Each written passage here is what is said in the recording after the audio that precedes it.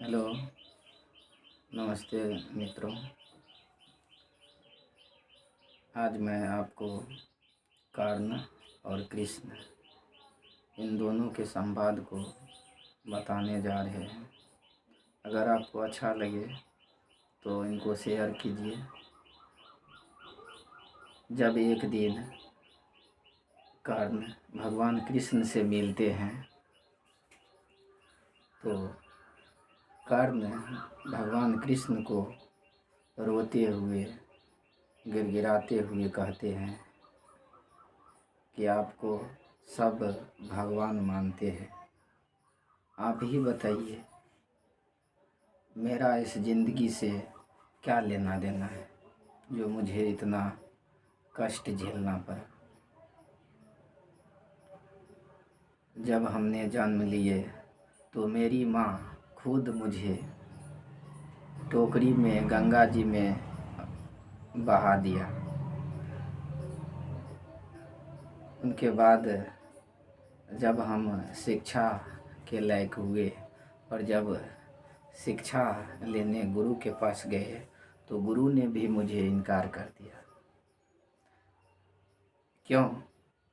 क्योंकि उसने जो है केवल राजघराने के परिवारों को जो है शिक्षा देता था, इसलिए मुझे शिक्षा देने से इनकार कर दिया।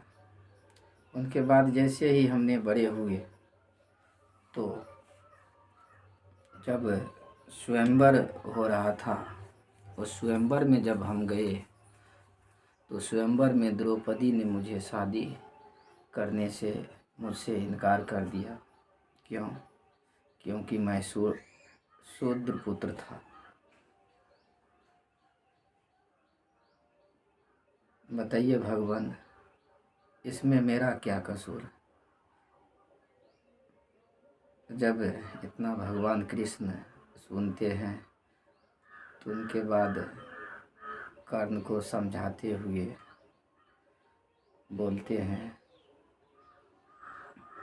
कर्ण मुझे देखो, जब मैंने जन्म भी नहीं लिया था उससे पहले ही मुझे 7 भाई का कष्ट जो है झेलना पड़ा। मेरे माँ पिता दोनों को मेरे खुद का मामा बंदी गृह में डाल दिया। ऐसा देखो, मेरा जन्म भी उसी बंदी गृह में हुआ और जिस दिन मैंने जन्म लिया उसी दिन मेरे पिता ने दूसरे गांव दे आया। दूसरे गांव में जाने के बाद मुझे अनेक तरह के राक्षसों से, अनेक तरह के समस्याओं से मुझे जूझना पड़ा, अनेक तरह का समस्या का सामना करना पड़ा। इतना ही नहीं, छोटे छोटे हाथ पाँव से मुझे गाय चराना पड़ा, गोबर उठाना पड़ा और मैंने अपने जीवन को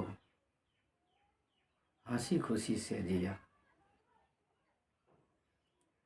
लेकिन मैंने अपने भाग और भविष्य पर कभी उंगली नहीं उठाया। जो लिखा रहता है वह हो कर के रहता है। मित्रों, आपको यह तय करना है, इससे हमें यह शिक्षा मिलते हैं कि हमें कर्ण की तरह अपने भाग पर रोना चाहिए या कृष्ण की तरह कष्ट दुख झेल करके अपने भाग को बनाना चाहिए। कृष्ण की तरह पूरे संसार को दुख संकट से निवारना चाहिए और अपने आप को हमेशा खुशी शांतिपूर्वक जीवन जीना चाहिए।